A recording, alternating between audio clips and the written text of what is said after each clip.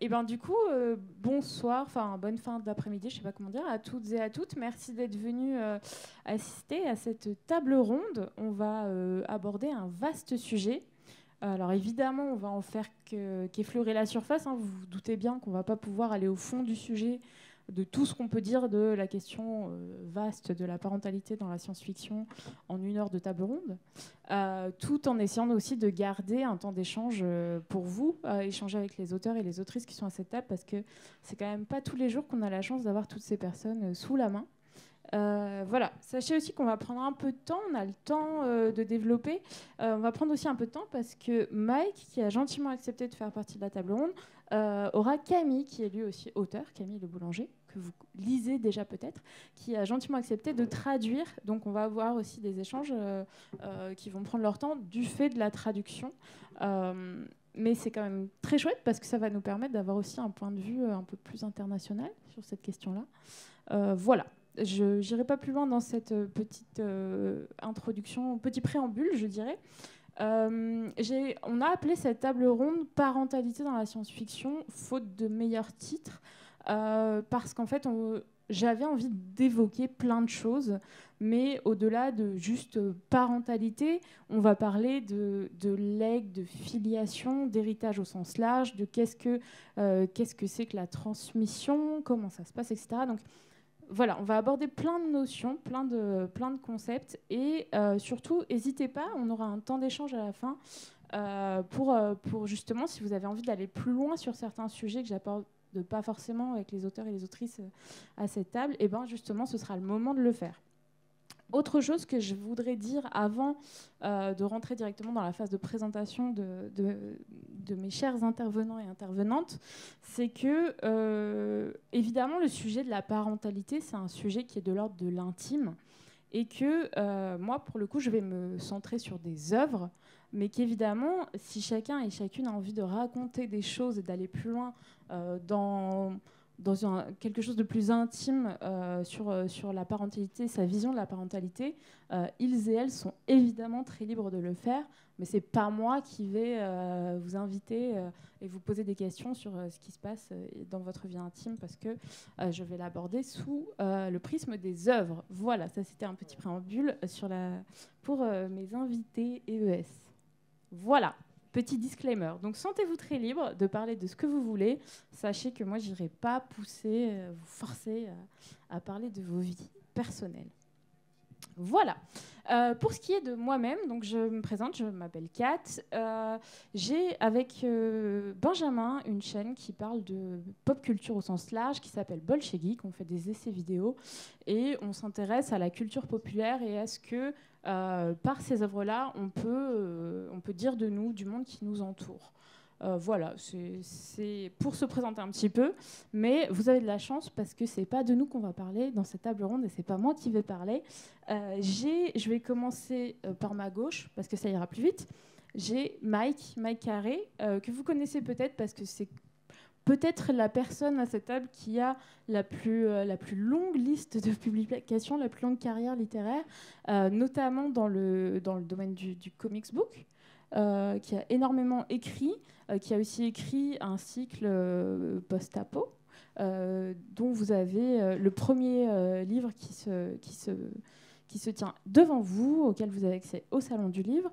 Voilà, donc merci Mike d'avoir accepté de participer à cette table ronde. De l'autre côté, Patrick qui, moi je l'ai connu avec du polar et de la poésie à l'époque, voilà, et qui écrit depuis des années et qui là se lance dans un projet de fantasy dantesque, j'ai envie de dire, puisque on part sur 8 tomes, hein, c'est ça ? C'est vraisemblablement plutôt 7. Ah. C'est plutôt une heptalogie. Et non pas un je ne sais pas. Un octo quelque chose, ouais. Octotruc. Octotruc. Patrick, qui a publié quand même déjà pas mal et dans différentes collections. J'y reviendrai dans la table ronde parce que c'est aussi intéressant ton parcours, notamment chez les différents éditeurs et les différentes collections que tu as eues. Voilà, donc si tu as envie de rajouter des choses, n'hésitez pas à rajouter des choses, je fais des présentations un peu succinctes.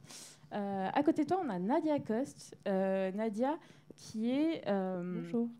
qui est plutôt... toi, tu te centres sur la jeunesse, en fait, tu écris beaucoup pour la jeunesse. Voilà, tu as énormément de livres aussi présents sur le Salon du Livre. Tu me disais tout à l'heure que c'est pas forcément d'ailleurs les œuvres les plus emblématiques du sujet qui sont sur le Salon du Livre, mais il y en a quand même quelques-unes. Je risque de parler de livres qui ne sont pas là. Donc, ouais. voilà, mais du coup, profitez-en parce que ça veut dire que vous avez des choses de Nadia à découvrir, encore plus que celles qui vous sont proposées ici sur le festival. Et ça, je trouve ça chouette. C'est le cas pour tous les auteurs et les autrices également.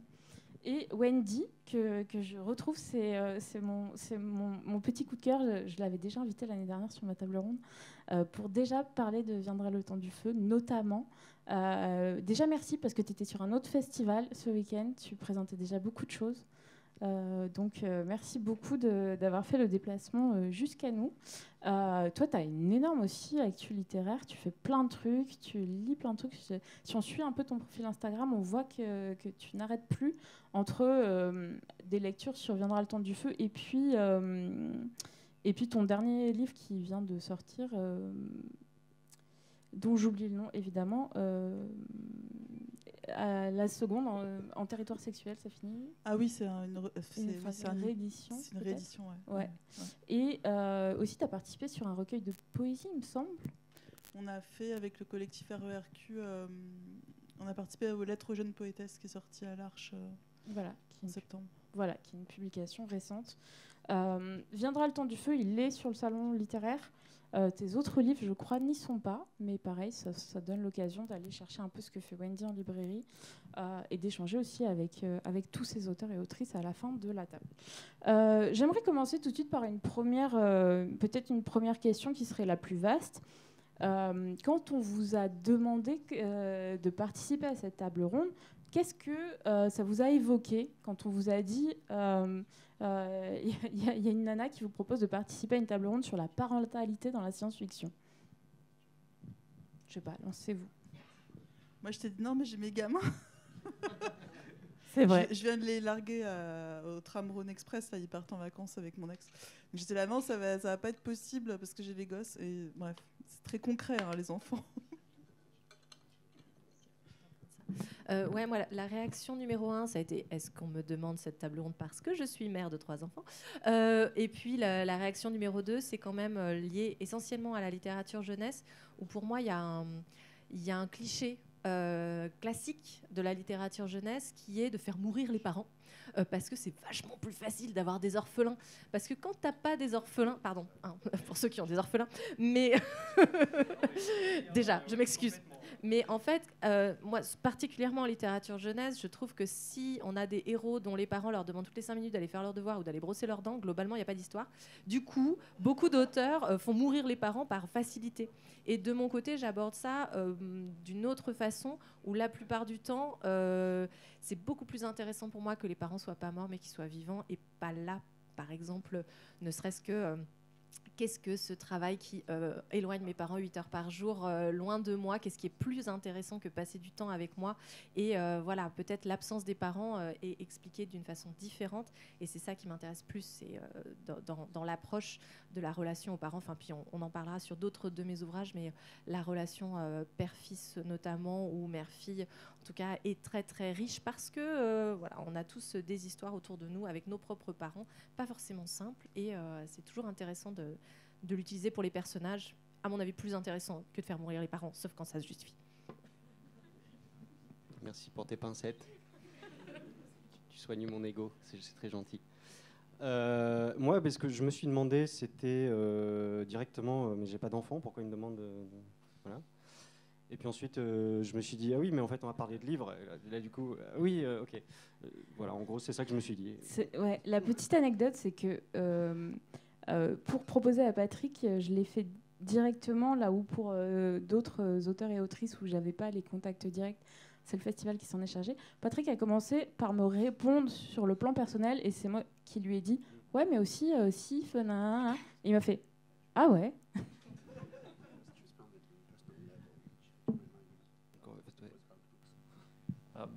I guess I thought about fake parents because I totally agree with your point about killing off the parents at the start of the story, but a trope which is as universal is the found parent? En premier lieu, Mike a pensé effectivement, ce que Nadia disait sur... je suis désolé, c'est la première fois que je fais de la traduction en live. Sur effectivement ce cliché qui est de faire mourir les parents. Et Mike a pensé aussi à ce trope, hein, ce motif qui est le parent de substitution, le parent qu'on trouve. And I've killed many parents in my fiction, but I've also I keep on returning to the idea of quasi parent-child relationships. That's one of the things that I think I tend to do. Patrick, pardon, je regardais Patrick. Mike a tué beaucoup de parents dans ses livres, mais il continue de revenir à l'idée des quasi-parents, donc des relations quasi-parentales. Voilà. Merci beaucoup. Je vais essayer de faire quelque chose d'à peu près construit, ce qui va être un peu délicat dans un terme de plan hyperlinéaire, parce qu'en fait, le festival parle de science-fiction au sens large. Vous l'avez vu si vous avez assisté à l'exposition, à plusieurs tables rondes, etc. Et je pense que cette question de la parentalité, selon le genre, le sous-genre, etc., selon le thème qu'on traite dans la science-fiction, on ne l'aborde pas pareil. Si on parle de post-apo, si on parle de cyberpunk, si on parle de... voilà, tous ces courants-là, ils n'ont pas la même manière de traiter cette question-là. Je me dis que je vais essayer de voir si ça marche en traitant un petit peu grossièrement par type par genre. Par exemple, si on commençait par la question du post-apo. Moi, ce que je me dis dans un premier temps, quand je regarde ou quand je lis une œuvre post-apo, c'est vraiment voilà, on se retrouve dans un univers complètement détruit, complètement en crise. Il y a plein d'univers où même la crise est encore en cours. Je pense, je sais pas, par exemple, récemment j'ai fini Last of Us 2. La crise, elle est encore en cours. C'est-à-dire, il y a des fans de Last of Us dans la salle, je vous vois. La crise est encore en cours. C'est-à-dire que oui, il y a eu destruction, etc. Mais l'invasion zombie, elle est encore là. Les créatures qui posent problème, elles sont encore là. Et les créatures au sens large peuvent être aussi des hommes, des femmes. Enfin, tout ça, c'est encore là, c'est encore en train de se jouer. Et cette question de la parentalité, c'est aussi difficile, à mon sens, de se dire, mais comment on va essayer de reconstruire, de créer quelque chose de nouveau et de positif dans ce monde-là, quand on est au pied du mur, quand on est complètement en plein dans les problèmes. Et une des premières questions que je me suis posée, c'est de se dire, dans ce temps de crise-là, notamment du post-apo, si on cherche à survivre, à continuer, à espérer, etc., est-ce que cette question de se reproduire, est-ce que cette question de faire des enfants, c'est vraiment ça qui est synonyme d'espoir?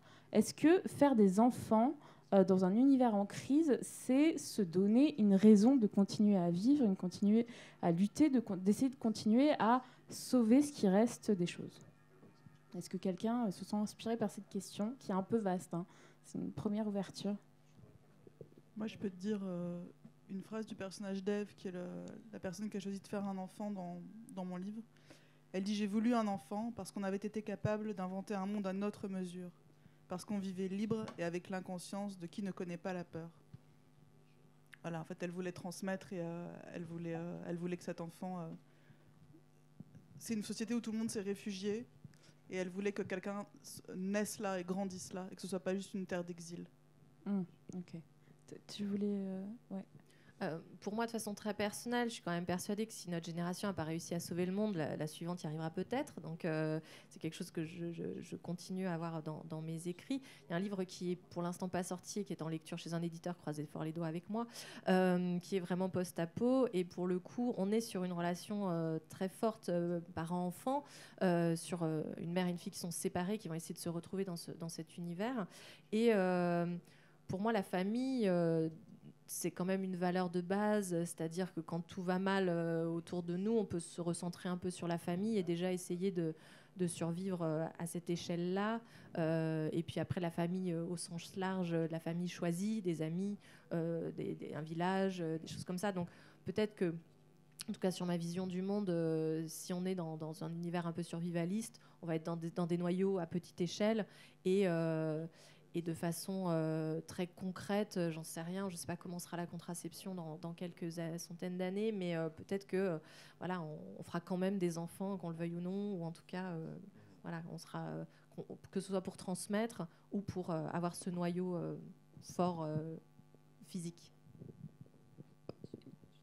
Ouais, enfin moi quand tu as posé la question en fait de la parentalité dans un univers post-apo, j'ai directement pensé à La Route de Cormac McCarthy où là on est très littéralement l'enfant est la seule raison pour laquelle le personnage du père est encore vivant quoi. Enfin c'est littéralement le seul truc qui fait que il continue à lutter dans un monde où absolument tout est en train de mourir. Et c'est une lutte qui est presque absurde, mais s'il la mène, c'est parce qu'il a son enfant avec lui, quoi. Il n'y a rien d'autre. I think in a lot of post-apocalyptic fiction, the sort of the core issue is, for most of our lives, our actions, our behaviors, our personalities are mediated by the social roles that are given to us. Dans les récits post-apocalyptiques, le problème central, c'est que la plupart de nos actions, dont la parentalité, sont médiées par les rôles sociaux que nous endossons. And I guess in post-apocalyptic fiction, those roles have fallen away, those structures, those frameworks. Dans les récits post-apocalyptiques, ces relations sont tombées à terre, en fait, et ce sont des cadres qui ne s'appliquent plus forcément.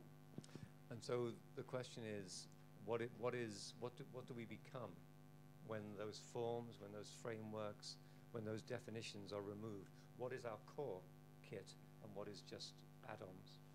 La question est qu'est-ce qui reste de nous, quelle est notre essence, si on veut, notre cœur, quand tous ces cadres dans lesquels nous vivions en fait sont tombés et ne s'appliquent plus. Voilà.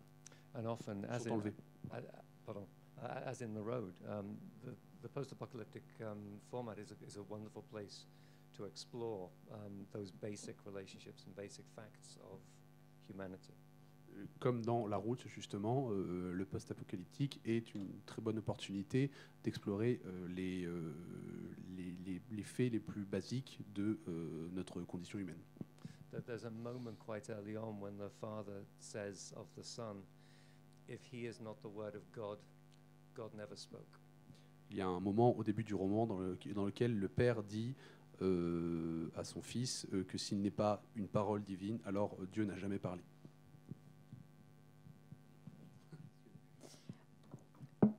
Il y a énormément de choses dans toutes vos réponses. Je vais essayer de prendre des notes au fur et à mesure. Si vous me voyez écrire, c'est pas que je vous écoute pas, c'est que au contraire vous rajoutez pas mal de choses à ce dont j'ai envie de parler.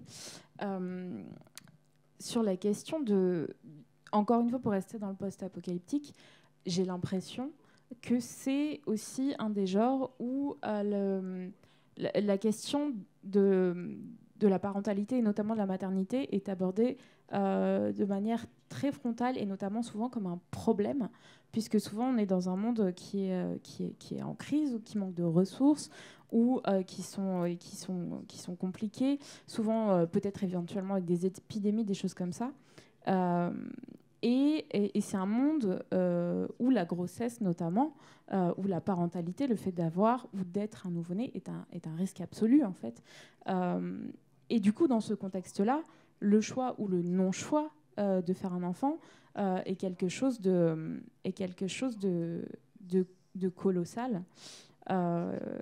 J'aimerais qu'on parle un peu de ça et j'aimerais aussi qu'on se questionne aussi sur le fait, est-ce que dans certaines œuvres, cette question-là ne place pas du coup les femmes dans une position de reproductrice et place les hommes dans justement ce que tu disais, le fait d'avoir un but en fait. Sans ça, ils continueraient pas la lutte, etc. Ça donne un but au héros et ça place encore une fois les protagonistes féminins dans une position d'extrême fragilité, d'extrême danger aussi, et les place complètement dans une position de reproductrice.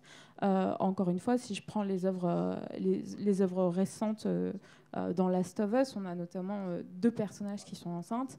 On a un personnage qui est mis de côté, en fait, qui est vraiment isolé dans un endroit et qui permet aux autres personnages de faire des allers-retours jusqu'à elle. Elle permet de centraliser l'histoire, mais elle est à un moment donné abandonnée comme héroïne de l'histoire, alors que c'est une des combattantes quand même au départ. Et elle est vraiment placée juste dans une position de c'est une femme enceinte, donc il faut qu'elle s'assoie, il faut qu'elle reste là, et que maintenant nous on prenne en charge le reste de l'histoire et le reste de l'avancée des choses. Voilà, il y a d'autres œuvres où le traitement est un peu différent. Peut-être qu'après j'aimerais qu'on revienne un petit peu, qu'on s'adonne un peu sur Les Fils de l'Homme, qui est une œuvre extrêmement intéressante quand on pense à la question de la parentalité. Mais voilà, sur ce sujet-là, est-ce que vous avez des remarques, des réflexions sur la position dans laquelle ça place dans les œuvres, notamment post-apo? Je pense que d'une manière générale, ça ramène à des peurs. Si on a des avancées qui vont reculer, du coup, forcément, le post-apocalyptique, comme beaucoup de sous-genres de la science-fiction ou autres, nous parle de nous maintenant, en fait. Et du coup, de qu'est-ce qu'on a gagné, qu'est-ce qu'on va perdre. Et effectivement, la place de la femme est un des enjeux sur lesquels il y a un vrai risque de perdre beaucoup d'avancées très vite.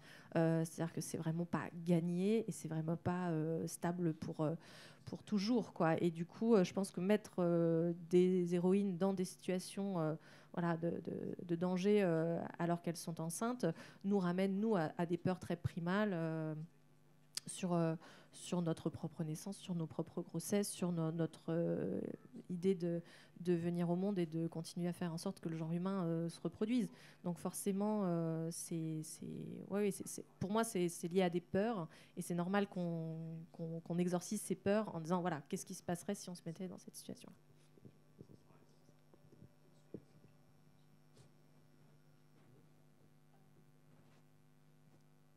I did feel that in Children of Men it was problematic that the active characters, the proactive characters, were around the pregnant woman, and she becomes more of a symbol than a personality in the story. There was a novel that came out a year before last by Paul Tremblay, Survivor Song, which is about a woman trying to find a safe place to give birth in the middle of the zombie apocalypse. And what was interesting there, sorry. Dans Les Fils de l'Homme, c'est la chose qui est intéressante et problématique, c'est qu'effectivement, la jeune fille qui est, spoiler, enceinte, en fait, est vraiment protégée par tous les autres. Elle n'est pas au cœur de l'action. Ce sont vraiment toute l'action, des personnages s'organisent autour d'elle sans qu'elle soit vraiment un personnage qui fait des choix. Il y a un livre par Paul Tremblay qui est sorti qui s'appelait Survivor Song, la chanson du survivant. Voilà. It's a woman trying to find a place to give birth in the middle of the zombie apocalypse. Une femme qui essaie donc de trouver un endroit dans lequel donner naissance au milieu d'une apocalypse zombie. And what's fascinating is she's surrounded by people who are terrified, who are fleeing, who have basically just been reduced to nothing but terror, nothing but reaction. Et ce qui est fascinant, c'est qu'elle est entourée de personnages qui sont réduits à la peur, à la terreur, qui sont en train de fuir. And she just keeps reminding them that they have duties to other people, that there is still a society, that there is still a network of obligations. Et elle ne cesse de leur rappeler qu'il y a toujours une société, qu'ils sont toujours tenus par des réseaux d'obligations et les uns envers les autres. So she builds a tiny civilization around herself, and it's kind of wonderful to see. Et elle crée toute une petite civilisation autour d'elle, et c'est assez merveilleux à voir. Oui, je voulais juste rebondir vite fait sur ce qu'a dit Nadia, dans le sens où effectivement le récit post-apocalyptique moderne, c'est, en tout cas, je ne veux pas généraliser entièrement, mais pour la plupart du temps, il s'agit quand même d'un récit qui propose une fin relativement fantasmée du monde connu et en fait l'abrogation de tous les repères connus. Et comme, on va dire, il y a beaucoup de personnes qui ont écrit là-dedans sont clairement héritières de cette société, n'ont pas forcément une pensée politique particulièrement développée, on se retrouve du coup dans leur projection à eux sur, en gros, qu'est-ce qui se passe lorsque, en gros, avec l'effondrement de l'État-providence et de toutes les règles qui, dans le mythos commun, en gros, sont censés protéger l'homme de ce qui se passe lorsque sa nature n'est pas comment dire, n'est pas verrouillée ou tenue en arrière par des institutions, quoi. Et du coup, ça peut donner, enfin moi je pense en tout cas, généralement un fantasme assez réactionnaire, puisque du coup, avec l'effondrement de la société, sur quoi est-ce qu'on se replie? On se replie sur les valeurs. Et donc là, bah, voilà, tout de suite, des rôles genrés extrêmement traditionnels qui vont être posés comme si c'était quelque chose d'extrêmement naturel, en fait, alors que je ne pense pas que ça le soit forcément. Ouais, si tu veux rien ajouter, Wendy, ça me fait une bonne transition sur justement cette question des valeurs et sur la question, enfin une réflexion politique autour de ça en fait. Finalement, on va pas se le cacher, c'est un peu aussi notre axe de réflexion sur la chaîne. On est assez centré sur sur les réflexions politiques autour de ça, mais se recentrer autour des valeurs, etc. Pour faire simple, un petit peu une dynamique, on va dire, Thanos versus Malthus. Dans un cas, premier cas, Thanos, problème de surpopulation mondiale, problème de ressources, etc. L'idée, c'est qu'on enlève au pif, en claquant des doigts, 50% de la population planétaire. Voilà. On met un gant avec plein de cailloux magiques dessus, on claque des doigts, on enlève la moitié, fin du problème. Okay, gros résumé, évidemment. Et dans un autre cas, on a une question aussi de la gestion des populations, comment on gère, comment on évite la population, comment on évite la surpopulation, pardon, pas comment on évite la population. Et si je grossis un peu le trait de manière pas hyper subtile, on va dire, est-ce qu'il n'y a pas qu'un pas entre le problème de la surpopulation et le problème de l'existence de certaines populations? Malthus, par exemple, chez lui, c'est les pauvres. Voilà. Mais en fait, chez plein de gens, c'est aussi l'existence des personnes racisées, l'existence des personnes non-binaires, des personnes homosexuelles, des personnes non valides, etc., etc., etc. C'est une question qui est vraiment traitée dans la science-fiction et qui est traitée dans la littérature et dans le cinéma et les séries de manière générale. J'aimerais qu'on s'attarde un peu sur cette question parce que pour moi c'est une question intéressante et que j'ai notamment beaucoup retrouvée chez toi, Wendy, dans Viendra le temps du feu. Il y a plusieurs citations que je me suis notées qui dit ça un peu explicitement aussi, puisque t'en parleras mieux que moi, mais il y a quand même une vraie importance du contrôle de ces naissances-là. Dans Viendra le temps du feu, c'est une vraie thématique sur on oblige à contribuer une certaine partie de la population, on empêche de contribuer une autre partie de la population. Et pourquoi et comment, etc. Enfin, c'est quelque chose qui est assez, pour moi, assez intéressant pour qu'on s'attarde dessus, sur cette question de qui et comment on se reproduit dans ce futur-là. Je suis partie d'un fait réel. Une amie sage-femme qui travaillait à Paris, dans un hôpital dont je ne dirais pas le nom, mais qui n'a plus de maternité aujourd'hui, il y a quelques années, me disait que les femmes d'ascendance africaine qui ne parlaient pas très bien français, qui en étaient à leur 3e, 4e enfant, le personnel médical leur pose un implant contraceptif dans l'idée qu'elles ne sauront pas prendre la pilule comme il faut. Et sans trop discuter avec elles de est-ce qu'elles veulent plus d'enfants, pourquoi elles en font un par an, en partant du principe que c'est des grossesses subies, et bref. Donc c'est une forme en fait c'est comme les IVG forcées dans les... Enfin, tu vois, bref. Et du coup, Du coup, ça m'avait marqué. Et du coup, dans le roman, j'ai une femme qui choisit de faire un enfant toute seule, parce qu'elle vit dans un endroit utopique, et une femme qui est dans la société dystopique et qui ne veut surtout pas en faire alors qu'elle fait partie de la population qui est censée se reproduire. Parce que c'est ce qui se passe dans la vraie vie, en fait. Il y a des populations dont on se dit, bon, ça va, ils se sont assez reproduits. Si tu m'autorises, je veux bien lire un petit extrait de ton roman, sauf si tu veux le lire toi-même, parce que je pense que tu le lirais bien mieux que moi. Voilà, tu me dis. Donc c'est le personnage de Grace qui parle, parce que Viendra le temps du feu, c'est un roman où il y a plusieurs personnages qui parlent, vous avez les points de vue de plusieurs personnages.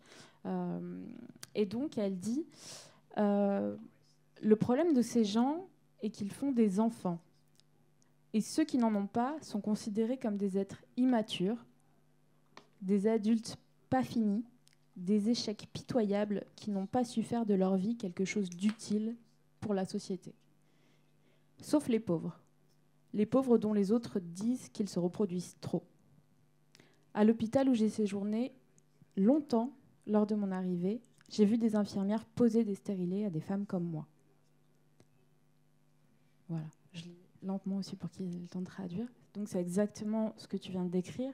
Et est-ce que c'était difficile, ou pas forcément d'ailleurs, mais est-ce que d'en parler de manière très frontale de cette chose-là, en fait, du fait qu'aujourd'hui, on parle de ce problème de surpopulation, on parle du manque de ressources, on parle, etc., du fait que voilà, il va falloir aussi s'intéresser à cette question de comment on va gérer les ressources, ce qui produit des choix très différents en fonction des gens. Mais est-ce que c'était difficile d'en parler très frontalement, de dire aujourd'hui, ce qui pose problème, c'est quand les pauvres, quand les marginaux, quand les racisés, etc., font des enfants? Est-ce que tu t'es dit, est-ce qu'à un moment donné, tu t'es dit, est-ce que vraiment je parle de ça frontalement? Est-ce que ça a été une question importante dans ta manière de réfléchir? Comment tu allais l'écrire? En fait, j'ai rien inventé. Quelques mois avant de commencer à écrire ce livre, je lisais Margaret Atwood, La Servante écarlate, et c'est sa postface à la réédition de La Servante écarlate qui m'a le plus marqué, où elle dit « Je n'ai rien inventé, tout ceci a existé à différents endroits du monde, à différentes époques, j'ai juste compilé. » Ça m'est resté dans la tête. Et je ne l'ai pas fait exprès, mais je pense que ça m'a habité pendant l'écriture des 3 ans d'écriture. En fait, je n'ai rien inventé non plus. Tout ce que je... À part... j'espère que ça n'arrivera pas. La disparition des jeunes. Mais non, c'était pas compliqué, c'était simple en fait. C'est un vrai truc. Enfin, personne n'est choqué qu'une famille catho de la presqu'île de Lyon fasse un enfant par an. Personne ne va poser d'implants contraceptifs à la dame qui vient chaque année accoucher à l'hôpital.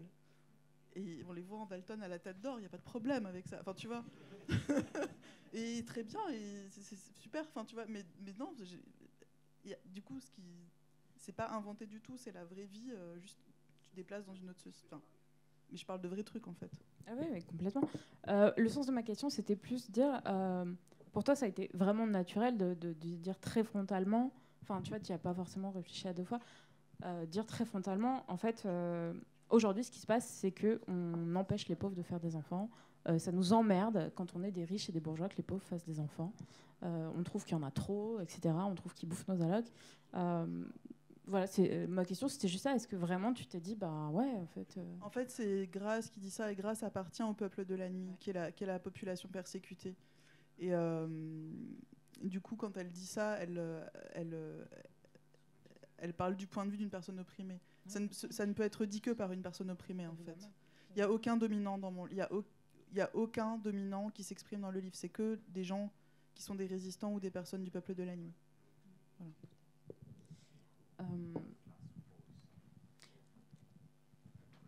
Je vais me tourner vers vous, du coup, et comme ça, je donnerai le micro à Camille. Mais toi aussi, Mike, dans ce que tu as écrit, la dimension sociale, elle est hyper importante. Comment socialement on se positionne dans la société va aussi impliquer les choix qu'on va faire.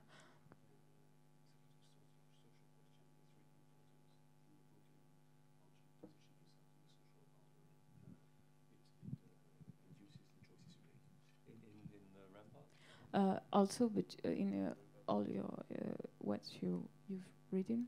I think in what I'm reading. Oh, okay. I think one of the most important things that science fiction can do is to look beyond the social orders that we have created and look at other possibilities. Je pense que l'une des plus importantes choses que peut faire la science-fiction, c'est de regarder au-delà de l'ordre social dans lequel nous vivons et d'évoquer les ordres sociaux possibles. If we have a problem that defines us as a species, it is that of generational error, error that comes from a small horizon, a close horizon. S'il y a un problème qui nous définit en tant que civilisation, que société, c'est celui de n'envisager les aires de temps que par génération, c'est-à-dire de voir très peu derrière nous et très peu loin devant. We assume that the status quo that we grew up with is the natural order of things, that it must always have been like this and it must always continue to be like this. Nous partons du principe que le statu quo dans lequel nous sommes nés, l'ordre social que nous vivons, a toujours existé, que ça a toujours dû être comme ça et que ça continuera d'être comme ça après nous.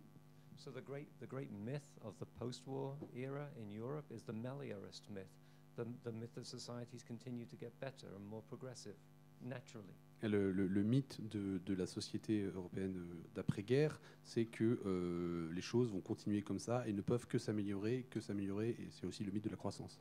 Because we lived through the birth of socialized medicine, universal education, we just thought, yes, this is the way it's going to be. Puisque nous avons connu l'âge de la naissance de la sécurité sociale, de l'éducation gratuite et obligatoire, etc., nous nous disons, oui, à partir de maintenant, ça va toujours être comme ça. So we have been very slow to realize that this latest catastrophe curve was coming. Donc nous avons mis beaucoup de temps à réagir, à nous rendre compte de la catastrophe qui arrivait. Science fiction is it's not just one thing, but one of the many things it is. It's a wake-up call. Parmi toutes les choses que la science-fiction peut être, c'est aussi un appel à se réveiller. So you try to look beyond the horizon, I think, in your writing. Donc en écrivant, on essaie de regarder au-delà de cet horizon proche.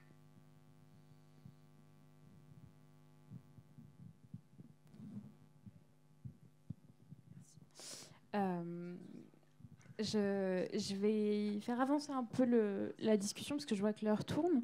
Pour moi, la question de ce que j'ai nommé très largement la parentalité, en fait, elle est aussi effectivement, pour moi, très liée à la question de la transmission, du legs, de l'héritage, etc. Et j'ai envie qu'on parle de ça tous ensemble. J'ai envie qu'on parle de qu'est-ce qu'on laisse aux autres générations, comment on laisse et quelle importance ça a. Et de fait, est-ce que le fait de laisser quelque chose et de transmettre quelque chose est forcément lié à la question de la filiation, de la reproduction, etc. Dans quel ordre je vais prendre les choses? Je vais peut-être partir sur toi, Patrick. On va discuter un petit peu du cycle de SIF.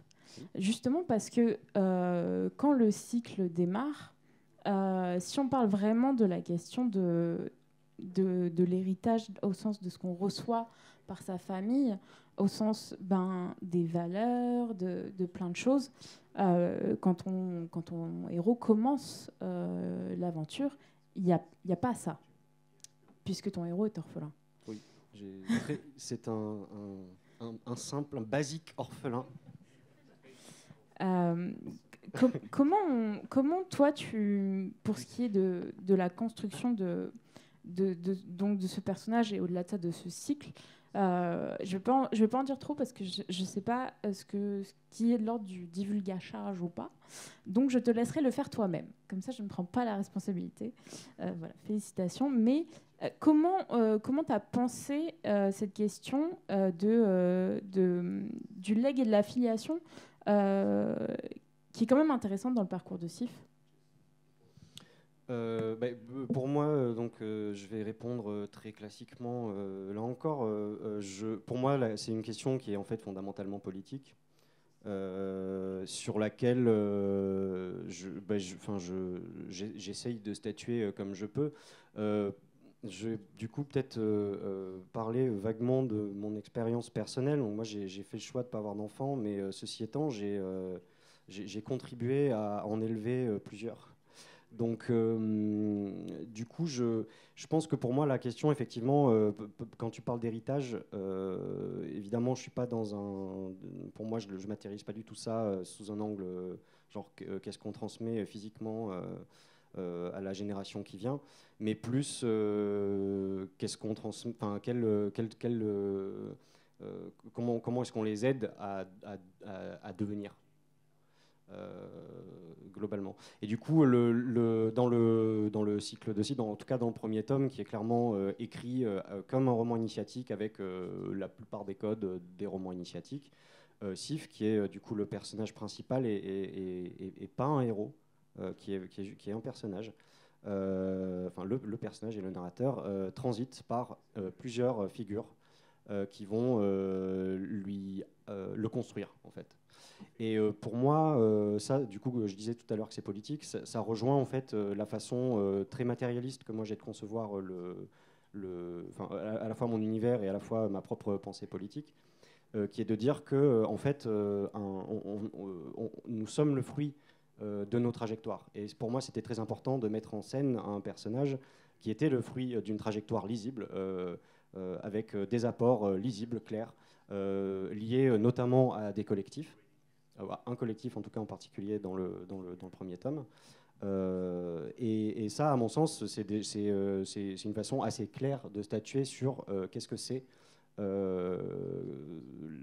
en fait ce qu'on va appeler finalement la parentalité. Qu'est-ce que c'est cette chose qui va amener un être en construction à se construire davantage. Voilà. Par rapport à ça, je trouve que j'aimerais peut-être revenir un peu vers toi, Wendy, puisque dans le sens de ce qu'on va léguer aux gens, il y a aussi cette question de la mémoire, de la trace, de ce qu'on choisit aussi de léguer. C'est une question qui nous a, nous, qui nous intéresse beaucoup sur la chaîne, vu qu'on parle d'œuvres de culture populaire. C'est une question sur laquelle on s'est un peu plus penché quand on a travaillé avec l'INA, l'Institut national des archives, où on a fait un programme qui s'appelle Une Apocalypse, qui est disponible si jamais ça vous intéresse, où on s'est posé la question aussi de la mémoire. Qu'est-ce qu'une archive et à quoi ça sert s'il n'y a personne pour la regarder, s'il n'y a personne pour la comprendre.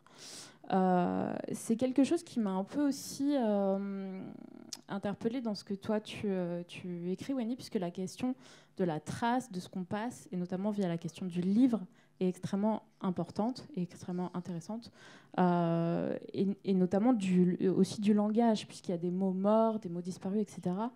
Voilà, j'aimerais qu'on discute un peu, si ça te va, de ce que tu as voulu faire passer justement en parlant de ce sujet-là, de comment on fait passer une mémoire, comment on choisit ce qu'on fait passer comme mémoire, et comment on réagit face à l'effacement d'une partie de cette mémoire, avec tous ces mots qu'on enlève, tous ces livres qu'on enlève, etc. Voilà. Est-ce que tu as besoin que je précise plus? Est-ce que... Alors, en fait, ce qui est intéressant dans ta question, c'est que ça m'a fait réfléchir sur qui transmet quoi.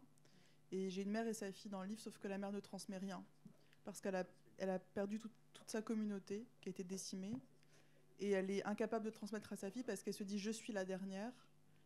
Et tous ces rituels, ces histoires, ça doit mourir avec moi, parce que je transmets à ma fille.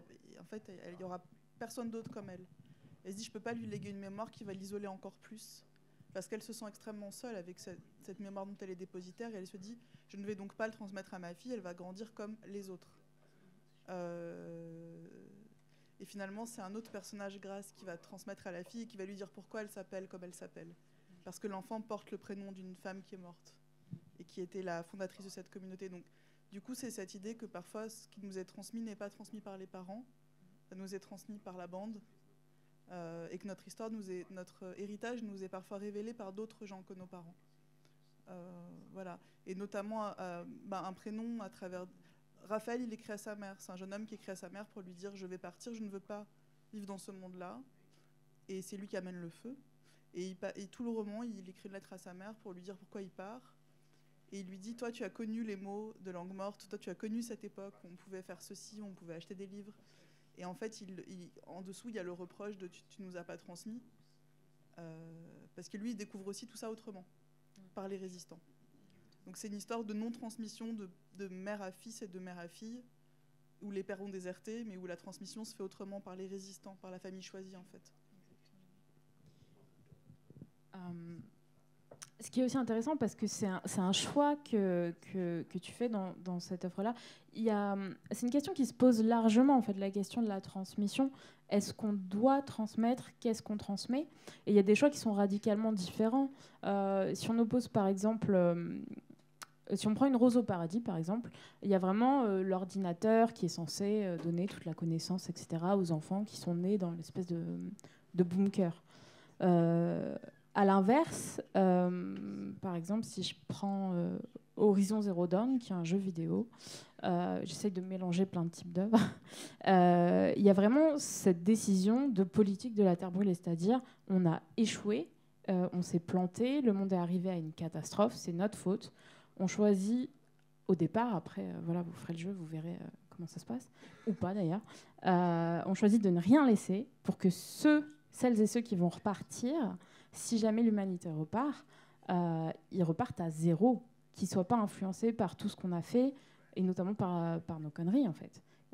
Et est-ce que ce genre de choses marche? Donc, c'est vrai que c'est intéressant parce que dans la plupart de vos œuvres, vous continuez quand même à faire ce choix de la transmission, en fait. Il y a quelque chose qui reste et quelque chose qui se transmet. Il n'y a pas de choix radicalement de dire non, on laisse rien et on repart à zéro. Voilà. Moi, je vais juste intervenir par rapport à quelque chose dont on n'a pas parlé encore. Peut-être que tu y viendras. Mais c'est que moi, personnellement, autour de moi, je vois beaucoup de gens entre 15 et 25 ans faire des marches pour le climat et faire des choix de ne pas faire d'enfants. Je me doutais que ça allait arriver, mais je sens leur tourner. Tu me fais ma transition. J'aime beaucoup quand les autrices me font mes transitions. Je le sentais bien. Et c'est vrai que c'est une question qui m'a beaucoup interpellée, moi, en me disant, tiens, qu'est-ce qui change dans cette génération? Qu'est-ce qui fait ça? Parce que moi, j'ai grandi dans une famille très écolo, et globalement, les questions autour du réchauffement climatique et du fait qu'on n'allait plus avoir de pétrole de mon vivant, c'est des choses dont j'avais conscience depuis les années 80-90, et du coup le fait que des gens ouvrent les yeux maintenant et se rendent compte maintenant, je me dis oh ok, il y a eu du boulot, mais ça fait 40 ans qu'on le sait quoi. Et en fait moi j'ai travaillé un peu sur la transmission, mais sur les relations père-fils, et surtout sur en tout cas sur Ascenseur pour le futur particulièrement, sur la question de l'an 2000 qui était quand même une date magique pour nous. Et en fait, je me suis dit, c'est ça qui change. C'est juste ça qui change. C'est que nous, on avait la guerre du Golfe, on avait le sida, on avait le chômage. C'était pas mieux. Enfin, on n'avait pas de pandémie mondiale. OK, ils gagnent. Mais globalement, on avait l'an 2000, quoi. On avait une espèce d'espoir que ça aille mieux à un moment. Même en décembre 99, on y croyait encore à l'an 2000, quoi. Et du coup, je me dis, c'est pour moi la seule différence entre ma génération et la génération de mes enfants, c'est qu'eux, ils n'ont pas de date magique. Et eux, l'espoir qu'ils ont, ils n'ont pas de moment où ça va s'améliorer, en fait. Tout ce qu'ils voient dans le futur, ça va foirer, quoi. Et du coup, je me dis, c'est ça qui fait ce choix aussi de se dire, on va dans le mur. Est-ce qu'on veut vraiment emmener la génération suivante encore avec nous ou pas dans le mur? Et à mon avis, c'est peut-être la seule nuance entre des gens qui ont grandi dans les années 80-90 et des gens qui sont nés après l'an 2000, en fait, pour moi, qui fait la différence sur ce qu'on transmet ou pas et sur est-ce qu'on décide de faire des enfants ou pas, quoi. Cette question du dérèglement climatique, c'est aussi une question qui t'intéresse aussi, qui est aussi présente dans tes œuvres, notamment sur ce premier livre. Et sur cette question de transmission et d'impact, toi, clairement, dans ce premier livre, le monde d'avant, le cataclysme, ce qui s'est passé, a clairement un impact direct sur tes personnages dans ce monde-là, sur leur environnement, avec notamment toute cette biosphère qui est restée toxique, avec aussi notamment les... je ne sais pas ce que je peux dire pareil encore une fois sans spoiler, mais tous les impacts des décisions précédentes sur ton personnage, donc le personnage de Collie, et de comment ce personnage-là va pouvoir aussi évoluer dans ce monde et notamment faire de la magie.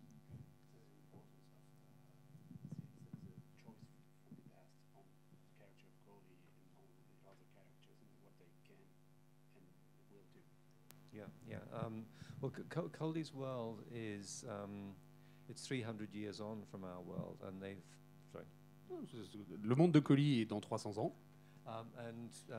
They've suffered not just climate collapse, but also terribly wrong-headed scientific interventions, which were supposed to prevent climate collapse.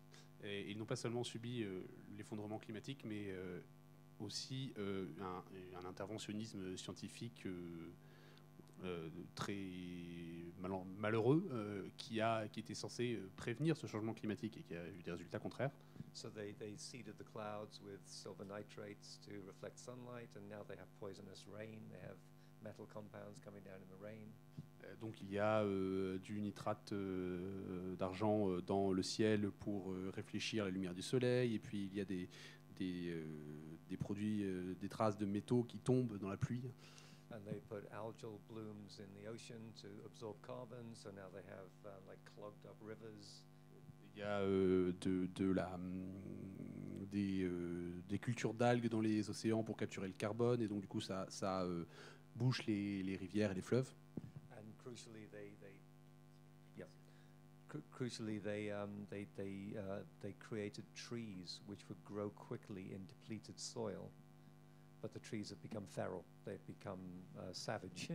Donc particulièrement, on a créé donc des espèces d'arbres qui donc étaient faits pour grandir, pousser vite dans une terre complètement épuisée, sauf que ces arbres sont devenus sauvages et même dangereux. But to come back to the main topic here, the real problem that Colley's people face is they don't know any of this stuff. They've forgotten everything about their past. Et donc le problème principal qu'ont Collie et les autres personnages, c'est qu'ils ne savent rien de tout cela. Ils ont absolument oublié le passé. So they're incapable of making reasoned choices about the future because they have no knowledge of the past. Et donc ils ne peuvent pas faire de choix raisonnés pour le futur puisqu'ils n'ont aucune connaissance du passé. Coley goes on a quest. He thinks he's going on a quest for technology, for artifacts which will make him rich, powerful, will make him able to win the girl he loves. Donc Collie part dans une quête à la recherche d'artefacts technologiques qui devraient le rendre fort, puissant, lui permettre de conquérir la fille qu'il aime. But at a certain point, it becomes a quest for knowledge, a quest for information, and a quest for history. Et donc, mais à un certain moment, ça devient plus une quête pour l'information, une quête du savoir, et donc une quête de l'histoire également.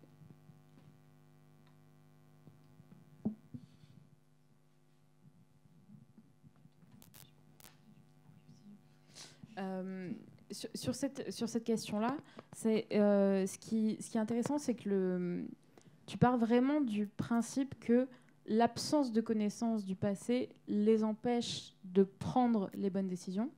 Ce qui est intéressant à mettre en face avec le fait que ceux qui avaient connaissance de ce qui se passait dans le passé ont pris eux-mêmes les mauvaises décisions. Well, yes, that's true. C'est vrai.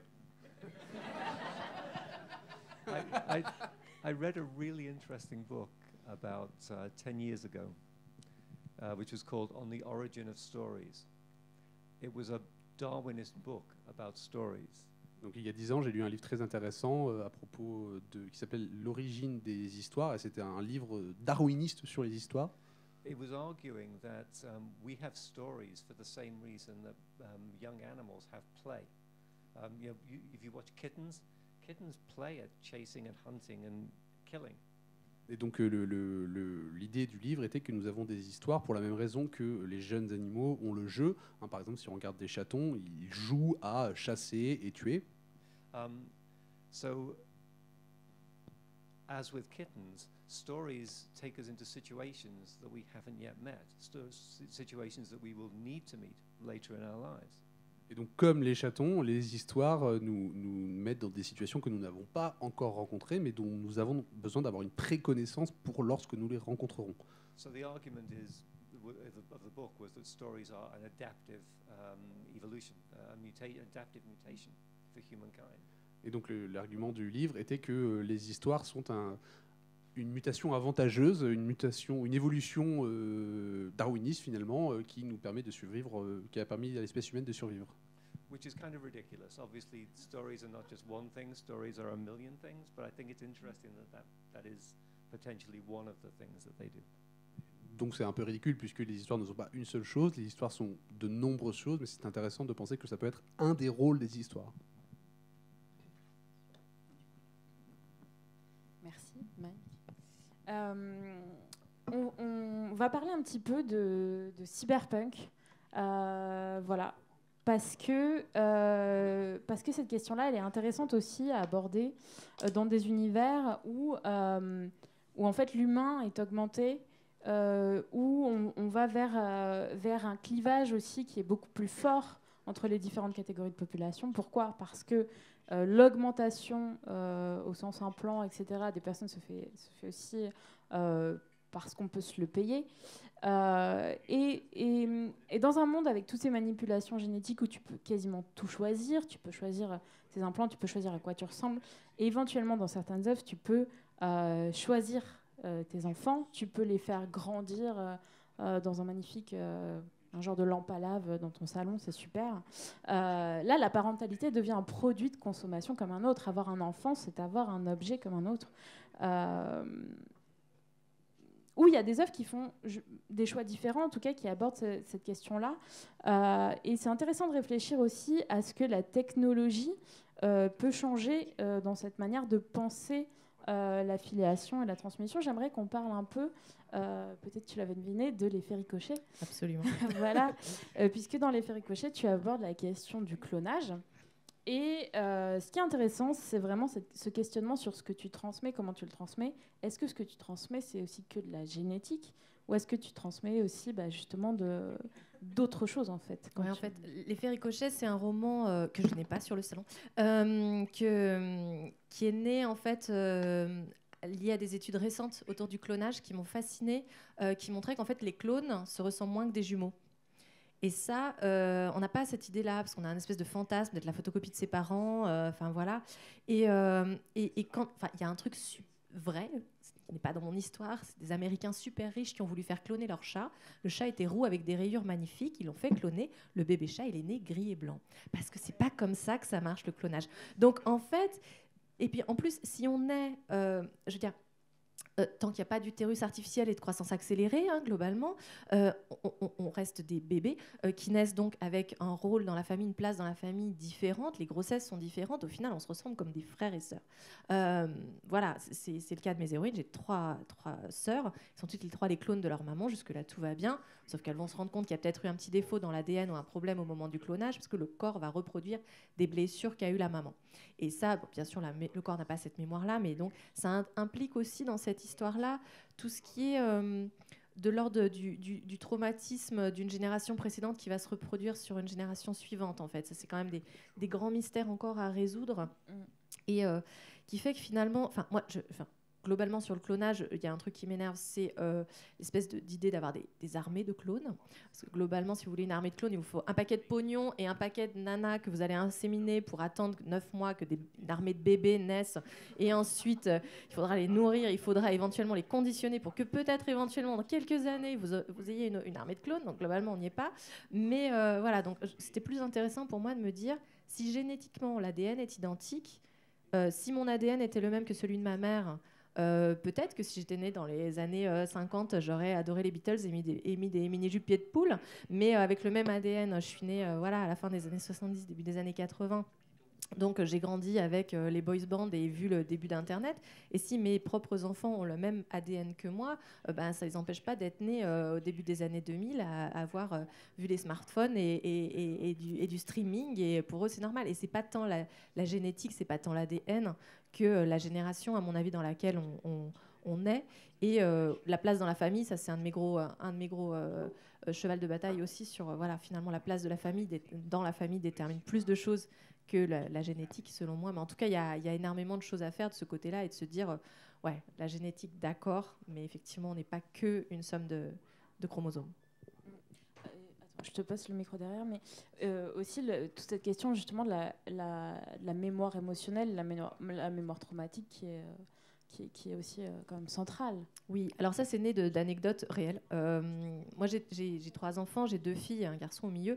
Mes 2 filles sont des clones, techniquement pas, mais en vrai, voilà, elles ont le même visage, la même voix, la même façon de parler, donc c'est assez impressionnant quand on le voit, mais elles ont 10 ans d'écart, ce qui fait qu'il n'y a que moi qui le vois. Quand ma fille aînée est tombée quand elle avait 2 ans, comme des enfants tombent quand ils marchent depuis pas longtemps, elle s'est ouvert les lèvres, et une semaine plus tard elle est retombée, elle s'est réouvert les lèvres au même endroit. Donc elle a gardé une petite marque, ce qui fait que je m'en souviens, parce qu'un enfant qui tombe, on ne se souvient pas. Quand sa petite sœur, 10 ans plus tard, quand elle a eu 2 ans, est tombée et s'est ouvert les lèvres au même endroit, ça m'a fait bizarre. Et pareil, ma belle-mère me racontait qu'un jour, sa fille avait mal au ventre, elle avait une 12aine d'années, elle s'est dit c'est peut-être ses premières règles qui arrivent, bon, c'est pas... Puis après, elle s'est dit, tiens, quelle date on est ? Oh, on est le 1er avril. C'est marrant, moi je me suis fait opérer de l'appendicite le 1er avril. Elle a emmené sa gamine à l'hôpital, la gamine était en train de faire l'appendicite. Donc il y a des trucs dans la vraie vie qui sont des grosses coïncidences, mais qui quand même te dit que tu sais pas tout sur ce que ton corps et le corps reproduit en fait, consciemment ou pas. Et on sait, j'ai plus le nom exact là sur ces traumas qui ressortent avec de l'hypnose sur des gamins qui vont pas bien, et on se rend compte que c'est un trauma des grands-parents en fait. Et psychogénéalogie, tu dis, waouh. Je savais pas ce mot. Et mais c'est quand même assez fascinant. Et voilà, ça m'intéressait de le traiter sans forcément avoir de réponse, mais en tout cas des questions et de me dire, waouh, il reste des trucs à faire, quoi. Non, enfin, du coup, je voulais juste rebondir par rapport à, puisqu'en gros, là, on est en train de parler de nature versus culture, voilà, les vieilles marottes. Il y avait, pour rebondir sur ce que tu disais en fait sur la génétique et le fait, voilà, de la manière dont l'environnement va en fait littéralement, très littéralement façonner nos gènes en fait, puisque en gros l'épigénétique c'est à peu près ça. Il y avait eu, donc je fais vraiment une parenthèse, hein, c'est juste pour avoir une anecdote à raconter lors de vos dîners mondains. Il y a une étude assez passionnante qui a été faite en Nouvelle-Zélande. Alors je n'ai plus les dates, je n'ai plus le nom de l'étude, donc me faites pas confiance. Mais en gros, c'était au début des années fin 90, début 2000.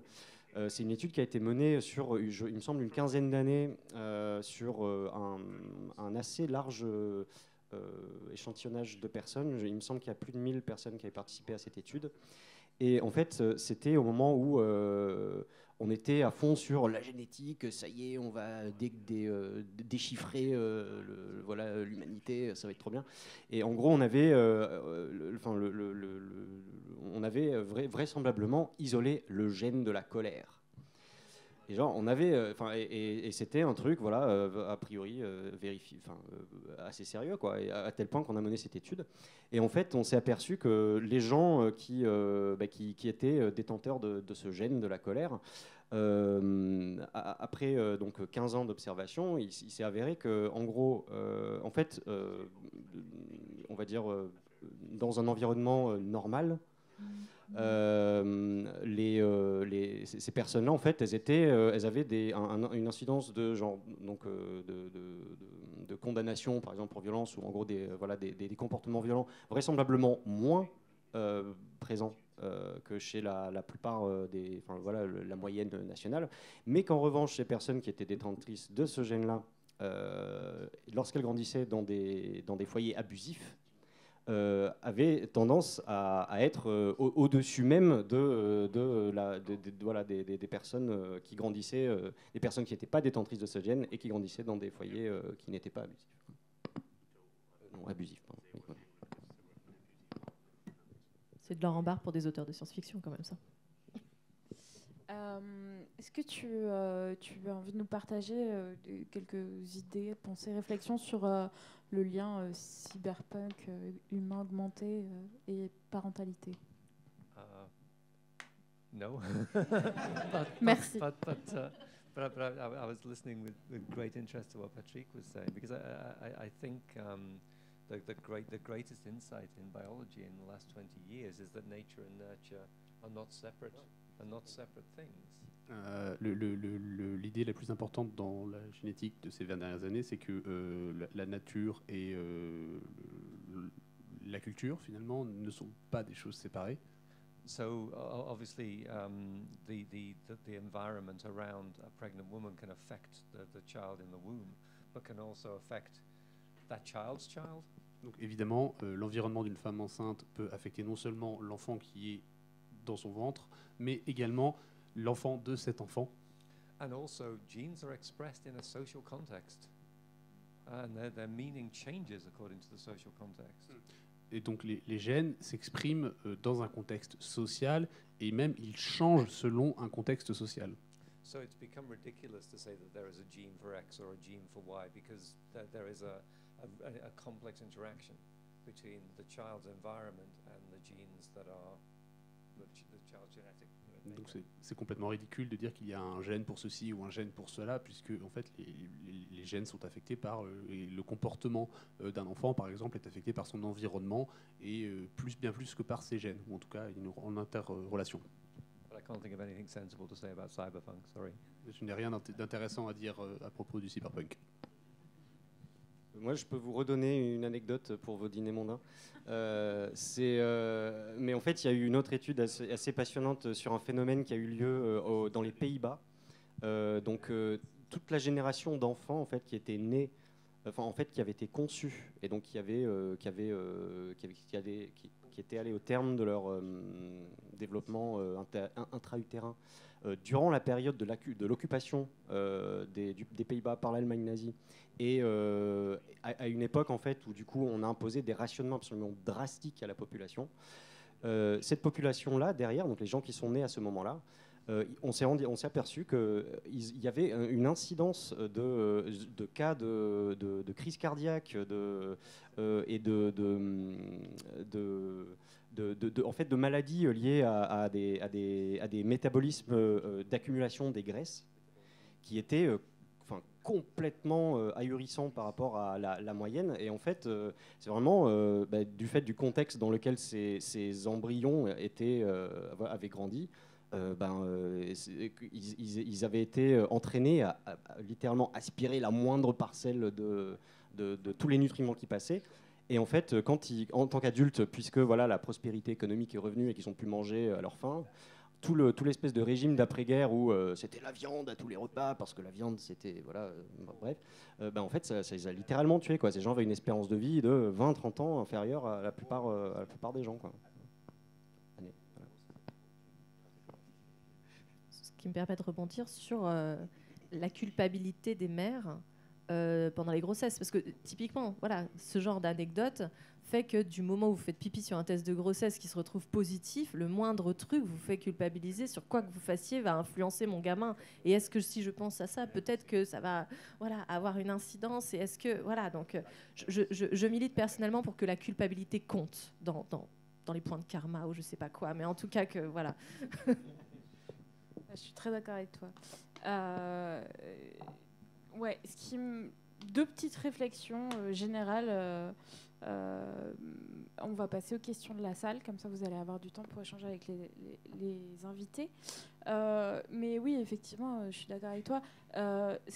Toutes ces questions autour du choix de faire des enfants, de ne pas faire des enfants, pourquoi, comment, c'est aussi intéressant de le penser dans un contexte où on le voit dans les œuvres, on le voit aussi dans la vie, on le voit par des politiques natalistes ou des choix personnels de régulation de population.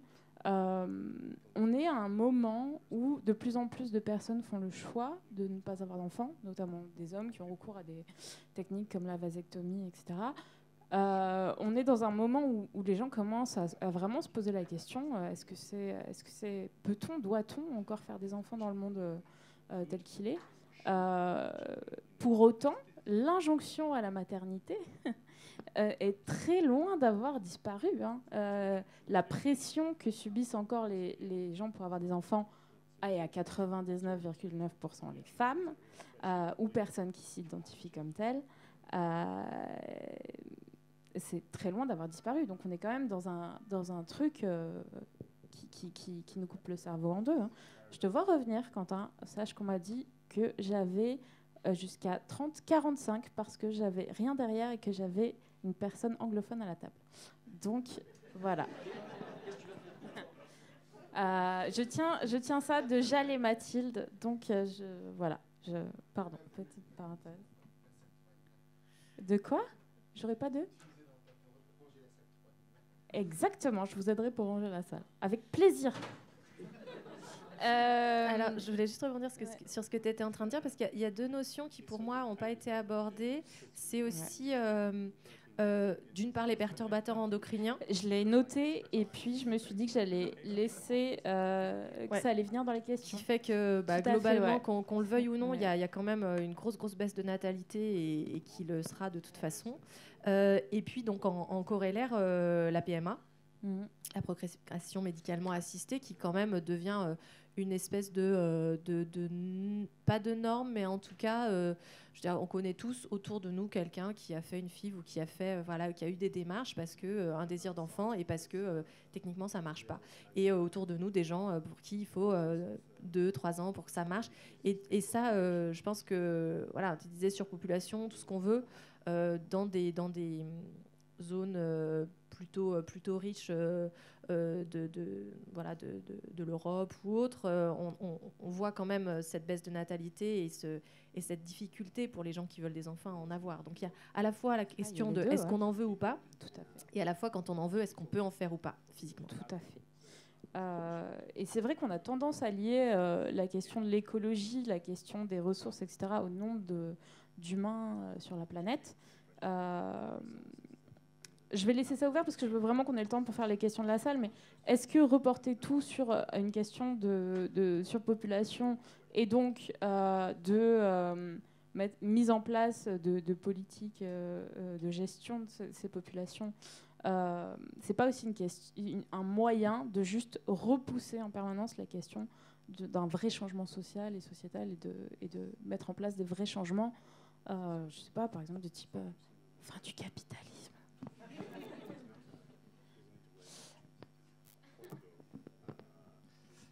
Oui, du coup, parce que en fait, tu avais parlé de ça plus tôt et j'ai tout de suite un peu tiqué, mais après, comme ça, j'avais pas envie de te couper, mais est-ce qu'on peut commencer par dire que le mythe de la surpopulation est une vaste connerie, quoi. C'est une vaste blague. On n'a pas un problème de surpopulation, on a un problème de riches, on a un problème de répartition des ressources. Voilà. Toutes les personnes scientifiques dont c'est la spécialité qui s'intéressent à ce problème sont toutes d'accord là-dessus. En l'état actuel des choses, même avec notre système absolument minable et inefficace, la Terre aurait quand même vraisemblablement la capacité, je ne connais pas le terme en français, c'est carrying capacity, genre la capacité d'héberger vraisemblablement 12 milliards d'êtres humains, donc on n'est vraiment pas, on n'a pas atteint le truc. Et en fait, il suffirait qu'on, par exemple, arrête de balancer 40% de notre nourriture à la poubelle pour que, d'une part, il y ait plein de gens qui ne soient pas obligés de mourir de faim, et d'autre part, pour qu'on, en fait, vraisemblablement, on pourrait héberger beaucoup plus que 12 milliards d'êtres humains sur la planète Terre. Donc voilà, c'était mon intervention. Pour les questions de la salle, les micros étant filaires, si vous avez une question, c'est bien de vous rapprocher, de prendre le micro et de poser votre question. Voilà, ça nécessitera pour vous de vous lever, de vous déplacer. Est-ce que quelqu'un ou quelqu'une a une question ?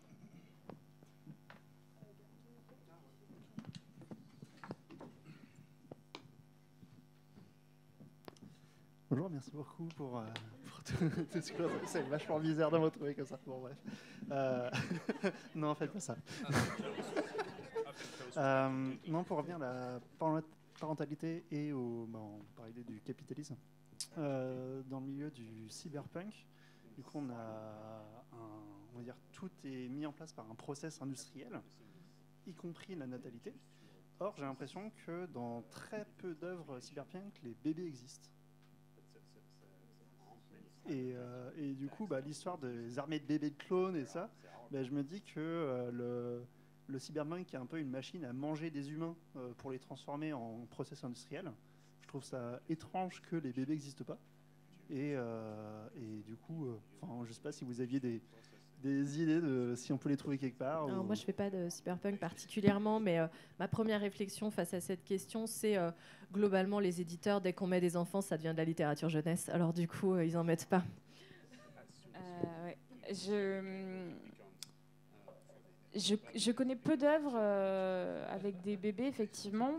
La plupart des œuvres que je connais ont plutôt tendance à se focaliser sur des bourgeois qui essayent de prolonger leur vie. Je pense notamment à Time's Up, etc. De manière artificielle, avec des trucs de temps, etc. Bien plus que sur vraiment se reproduire, etc. J'ai pas d'idée en tête, effectivement, d'œuvres.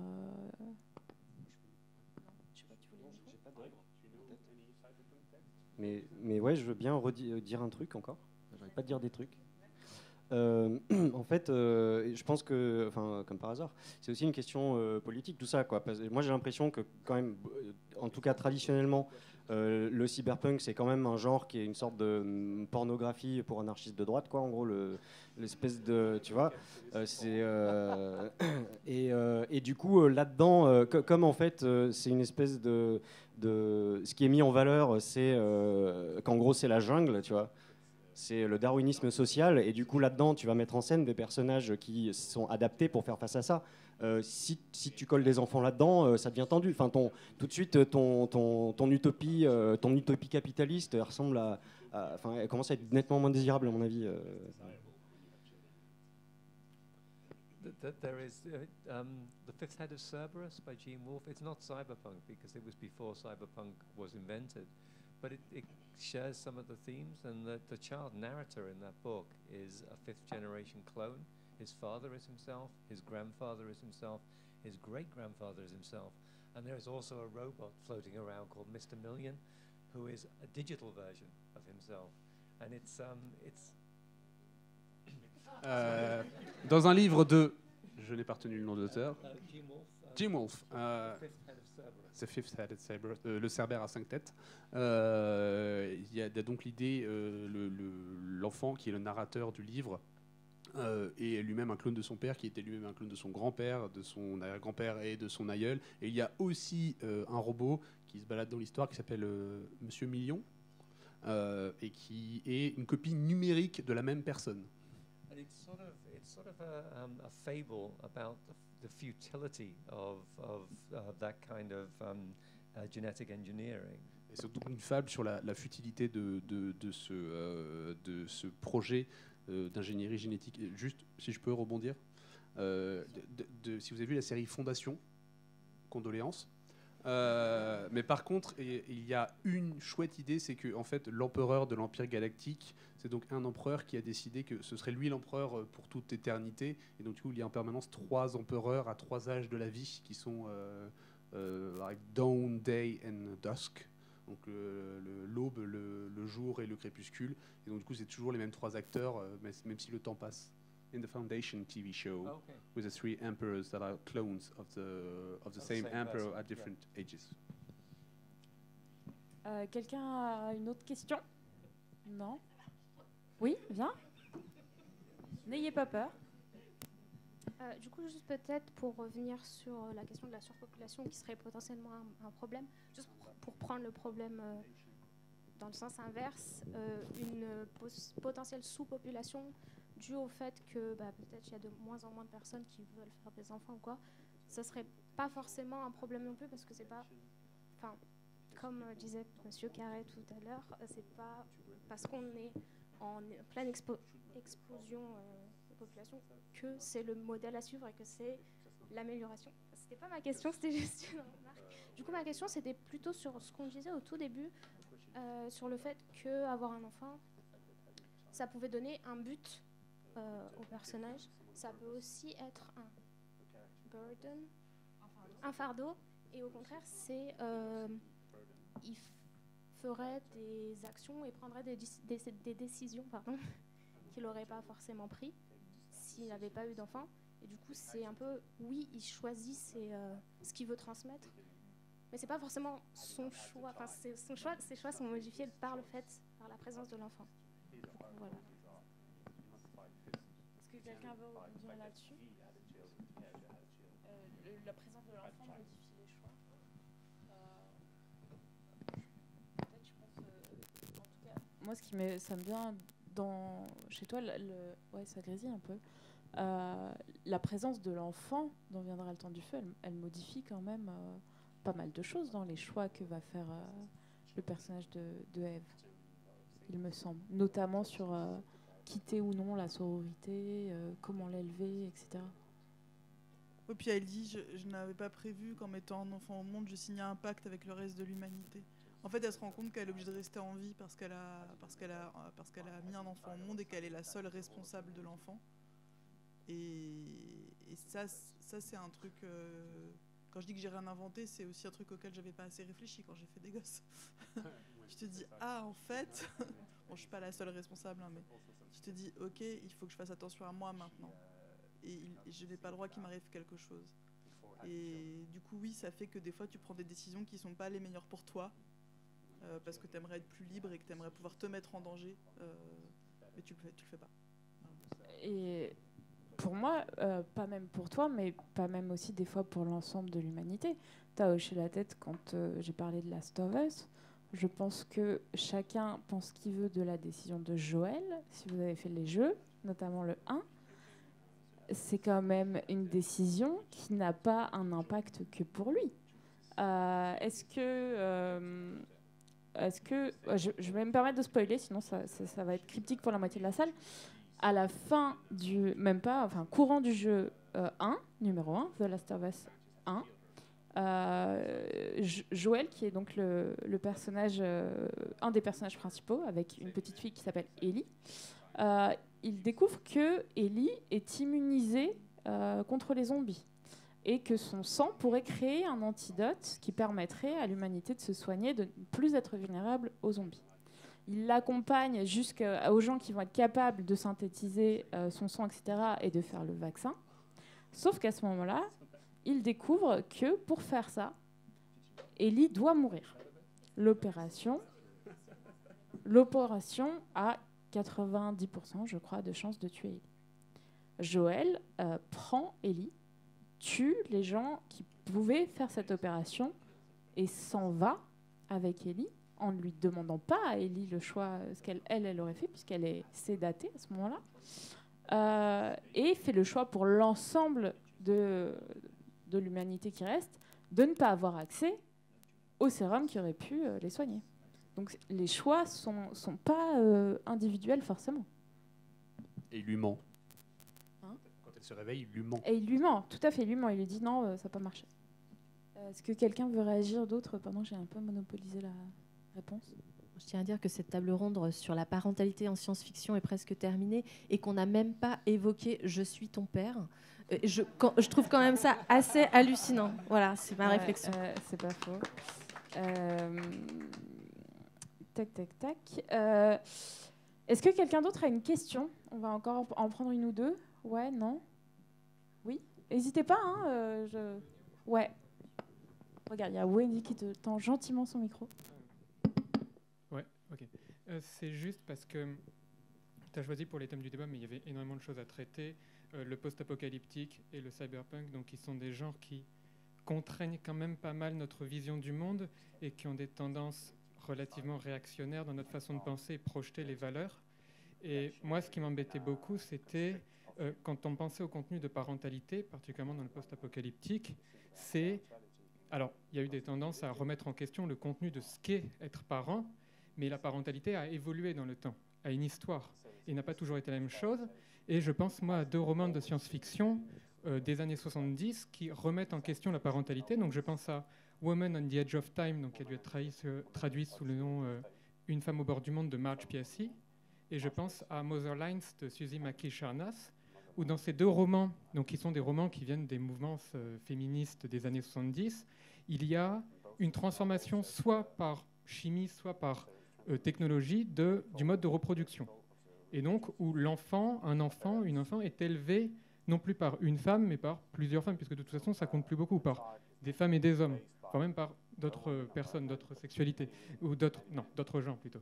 Donc, moi, ce qui m'intéressait là-dedans, c'était pas de dire « Oh, regardez, dans les années 70, on fait plein de choses intéressantes », c'était plutôt de me dire « Là, on a l'impression aujourd'hui, comme tu disais dans l'an 2000, on est un peu bloqué, on est un peu dans un tunnel, on fait un peu un effet tunnel, on n'arrive plus à penser ce que serait une parentalité positive, une positivité de la parentalité dans le post-apocalyptique, une positivité dans la parentalité dans notre propre futur, en fait. » Et comme je n'ai pas lu tous les ouvrages des auteurs et autrices ici présents, je me suis dit, est-ce que peut-être vous auriez une façon de proposer un contenu de parentalité différent et pas forcément négatif, même si l'environnement, lui, est endommagé et négatif.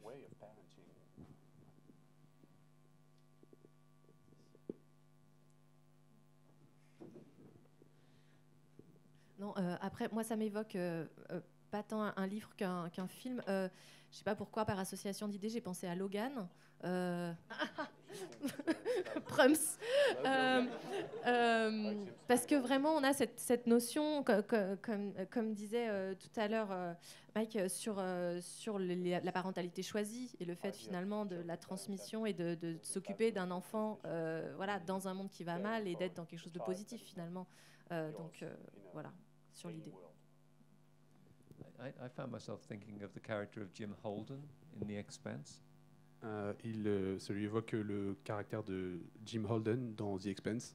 It's a very, very small part of the books, but he has 8 mothers and fathers. C'est une très petite part, c'est un détail dans le livre, mais il a 8 pères et 8 mères. Because in the future, in a time where he lives, there is a child tax. If you want to have a baby, you have to pay for it. Parce que dans le futur dans lequel il vit, il y a une taxe enfant et il faut payer pour faire un enfant. So he is the child of 8 men and women who came together to have him. Donc il est l'enfant de 16 personnes qui se sont cotisées pour l'avoir. And he loves them all. Et il les aime tous et Linda n'est pas d'accord. Moi, je trouve assez intéressant les systèmes d'éducation collective. Hein N'est-ce pas? N'est-ce pas? Je trouve qu'il y a probablement beaucoup de choses à y trouver. Et notamment parce que souvent les modes d'éducation collective se font dans ce que je vais appeler des familles choisies. Voilà, tu vas choisir les personnes avec qui tu vas partager ta vie et avec lesquelles tu vas partager l'éducation de ton ou tes enfants. Et pour moi, c'est là où il y a aussi des choses à y trouver.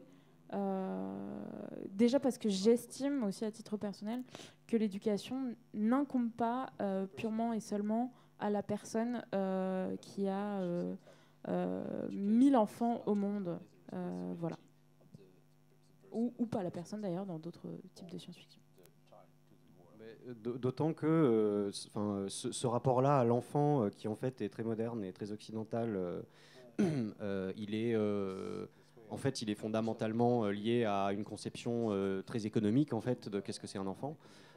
C'est un rapport qui est très propriétaire et en fait effectivement je pense que le fait d'élever un enfant dans un contexte où il n'est plus une propriété dont il incombe à une ou deux personnes, généralement deux, hein, c'est comme ça qu'on projette la famille nucléaire, mais de façonner pour en faire en gros un être humain certes, mais quand même surtout un peu quelqu'un qui est en capacité de se débrouiller, comme on dit, mais en fait ça veut dire d'être en capacité de trouver sa place économique dans le système capitaliste.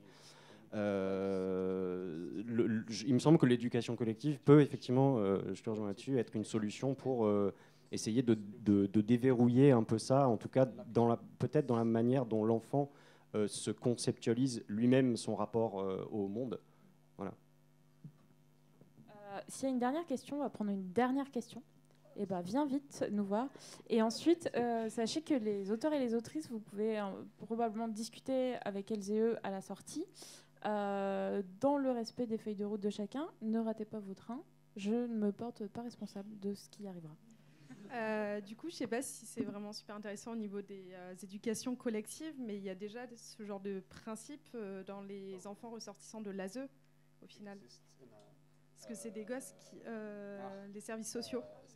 Au niveau des services sociaux, ça reste quand même des enfants qui sont éduqués par une vingtaine d'adultes différents au niveau des différentes étapes de vie, en fait. Voilà. Ça existe du coup déjà sans du coup, se projeter trop dans la fiction. Voilà.